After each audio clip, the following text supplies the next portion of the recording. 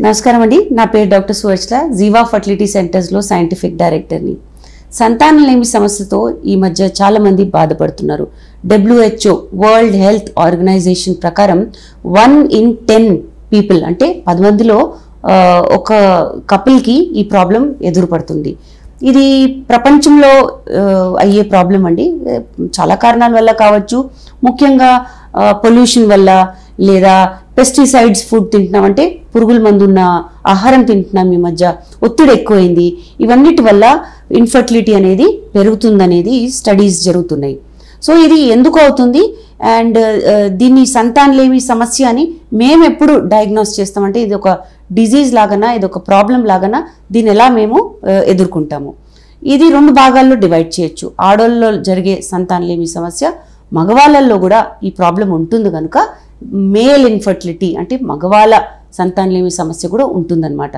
So ఈ 2 రకాలుగా అయ్యే సంతానలేమి సమస్యకి రకరకాల పరీక్షలు జరుగుతాయి, రకరకాల హార్మోన్స్ ఉంటాయి, ఆ పరీక్షలు జరుగుతాయి. ఈ ప్రాబ్లం ఎక్కడుందో కనుక్కున్న తర్వాత ట్రీట్మెంట్ ఇవ్వడం జరుగుతుంది. సో మనము ఇన్ఫర్టిలిటీ, ఈ సంతానలేమి సమస్య ఎన్ని రకాల సమస్యలు ఉంటాయో మాట్లాడదాం. ఆడవాళ్ళలో ఈ ప్రాబ్లం వివిధ రకాలుగా ఉండొచ్చు. ముఖ్యంగా ఇది ఏజ్ బట్టి ఉంటుంది. ఏజ్ ఎక్కువ కొద్దీ ఈ ఇన్ఫర్టిలిటీ అనేది ఎక్కువ అవుతుంది. సో టెక్స్ట్ బుక్ డెఫినేషన్ గురించి మాట్లాడితే, అంటే పుస్తకాల్లో, మెడికల్ పుస్తకాల్లో ఇన్ఫర్టిలిటీ సంతానలేమి సమస్య గురించి ఏమంటారంటే 30 ఏళ్ళ కన్నా తక్కువ ఉన్న ఆడవాళ్ళు 1 సంవత్సరం పాటు అసలు ఏ ప్రొటెక్షన్ లేకుండా, కాండమ్ లేకుండా లేదా కాంట్రసెప్టివ్ పిల్స్ లేకుండా ఇంటర్కోర్స్ ట్రై చేసిన తర్వాత కూడా ప్రెగ్నెన్సీ రాకపోతే దాన్ని సంతానలేమి సమస్య అంటారు. 30 ఏళ్ళ కన్నా తక్కువ ఉన్న ఆడవాళ్ళు. 35 దాటారనుకోండి, అలాంటప్పుడు 6 నెలల వరకే ట్రై చేయాలి. 6 నెలల వరకు ట్రై చేసిన తర్వాత కూడా రాకపోతే ప్రెగ్నెన్సీ, దాన్ని సంతానలేమి సమస్య అంటారు. అలాంటప్పుడు దీన్ని ఇన్ఫర్టిలిటీ కింద భావించి టెస్టులు చేసుకుంటూ ఎక్కడ ప్రాబ్లం ఉందో అనేది కనుక్కుంటారు. ఆడోళ్ళకి వస్తే ఈ ప్రాబ్లం ఏజ్ బట్టి ఉంటుందన్నాను కదా. నెక్స్ట్ యాన్ ఓవ్యులేషన్ అంటే అండం విడుదల అవ్వకపోవడం. ఇది వివిధ రకాలుగా అయ్యే ప్రాబ్లం. PCOD ఉండొచ్చు, పాలిసిస్టిక్ ఓవరియన్ సిండ్రోమ్ ఉండొచ్చు, లేదా వాళ్ళకి హార్మోనల్ డిసార్డర్ ఉండొచ్చు. బ్రెయిన్లో పిట్యూటరీ అనే ఒక చిన్న భాగము ప్రోలాక్టిన్ అనే హార్మోన్ రిలీజ్ చేస్తుంది. ఆ హార్మోన్ ఎక్కువైనా ఎగ్ అనేది, అండం అనేది విడుదల అవ్వకపోవచ్చు. థైరాయిడ్ ఎక్కువ తక్కువ ఉన్నప్పుడు కూడా అండం విడుదల అవ్వకపోవడం అండ్ సంతానలేమి సమస్యకి ఇదొక కారణం కావచ్చు. సో ఇవన్నీ కాకుండా ఎండోమెట్రియోసిస్ అంటే గర్భసంచి పొరలో పెరిగే టిష్యూ బయట ఎక్కడైనా పెరుగుతుంది అనుకోండి, అంటే గర్భసంచి పైన లేదా అండాశయాల మీద, సర్విక్స్లో అంటే గర్భసంచి ముఖద్వారం దగ్గర అలా పెరిగినప్పుడు దాన్ని ఎండోమెట్రియోసిస్ అంటారు. సో ప్రతి నెల పీరియడ్ వచ్చినప్పుడు ఈ టిష్యూ కూడా పెరిగి ఇక్కడ కూడా బ్లీడింగ్ అవ్వచ్చు, పొట్టలో కావచ్చు, అండాశయాల్లో కావచ్చు. ఇలాంటి ప్రాబ్లమ్స్ ఉన్నప్పుడు లోపల పార్ట్స్ అతుక్కుపోతాయి. అంటే అండాశయాలు ఎక్కడైనా అతుక్కుపోవచ్చు, ట్యూబ్స్ సరిగా ఉండకపోవచ్చు. ఈ షేప్స్ సరిగా లేకపోయేసరికి అండం విడుదలైనప్పుడు ఫలదీకరణం కాకపోవడానికి ఎండోమెట్రియోసిస్ ఒక పెద్ద కారణం. ఇది కాకుండా గర్భసంచిలో కూడా ప్రాబ్లమ్స్ ఉండొచ్చు. ఫైబ్రాయిడ్స్ అంటే గడ్డలు ఉండొచ్చు, ఎడినోమయోసిస్, ఇలాంటి రకరకాల ప్రాబ్లమ్స్ ఉంటాయి. ఇది కాకుండా పుట్టుకతో వచ్చే ప్రాబ్లమ్స్ అంటే షేప్ సరిగా ఉండకపోవడం. షేప్ ఎలా ఉంటుందంటే గర్భసంచికి 2 వైపులా ట్యూబ్స్ ఉండాలి. కొన్నిసార్లు ఆ ట్యూబ్ ఒకవైపే ఉండడం, కొన్నిసార్లు సగమే గర్భసంచి ఉండడం, కొన్నిసార్లు గర్భసంచి 2 భాగాల్లో డివైడ్ అవ్వడము. ఈ ప్రాబ్లమ్స్ వల్ల కూడా ప్రెగ్నెన్సీ రాకపోవడం అనేది జరుగుతుంది.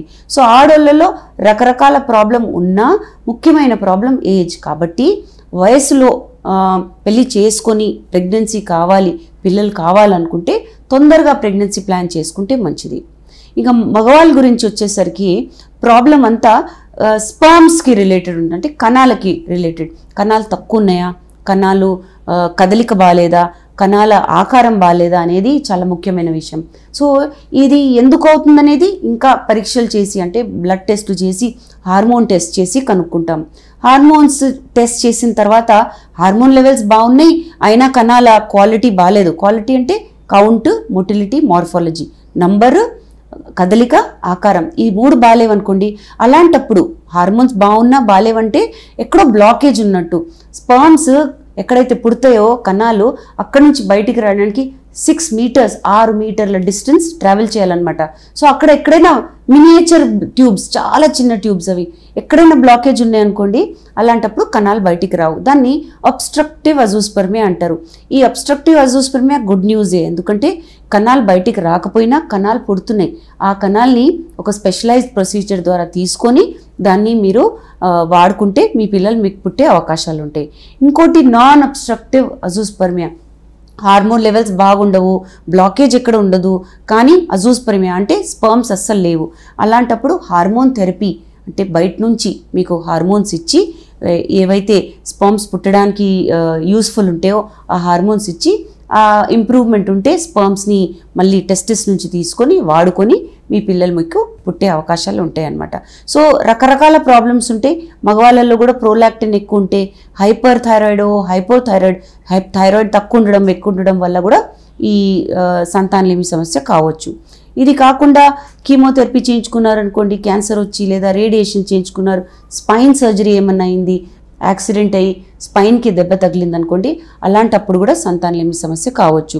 సో మగవాళ్ళు వచ్చినప్పుడు రకాల ఈ టెస్ట్లు ఏవైతే ఉంటాయో వేరే రకాలు ఉంటాయి, ఆడవాళ్ళు వచ్చినప్పుడు టెస్ట్లు వేరే రకాలుగా ఉంటాయి. ఈ టెస్ట్లన్నీ చేయించుకొని సమస్య ఎక్కడుందో తేల్చుకుంటే ట్రీట్మెంట్ ఆప్షన్స్ చాలా ఉన్నాయి. టెక్నాలజీ ఇప్పుడు చాలా అడ్వాన్స్డ్గా ఉంది. ఏ సమస్య అయినా దానికి పరిష్కారం ఉంది. దీని గురించి ఇంకా వివరాలు కావాలనుకుంటే తప్పకుండా జీవా ఫర్టిలిటీ సెంటర్స్కి విచ్చేయండి. Thank you. నమస్కారం అండి, నా పేరు డాక్టర్ సువర్చల, జీవా ఫర్టిలిటీ సెంటర్స్లో సైంటిఫిక్ డైరెక్టర్ని. జూలై నెలలో మా జీవా ఫర్టిలిటీ సెంటర్స్ 4 బ్రాంచుల్లో మణికొండ, బంజారాహిల్స్, సనత్ నగర్, కోంపల్లి బ్రాంచుల్లో ఫ్రీ క్యాంప్ జరగబడను. తప్పకుండా విచ్చేయండి. Thank you.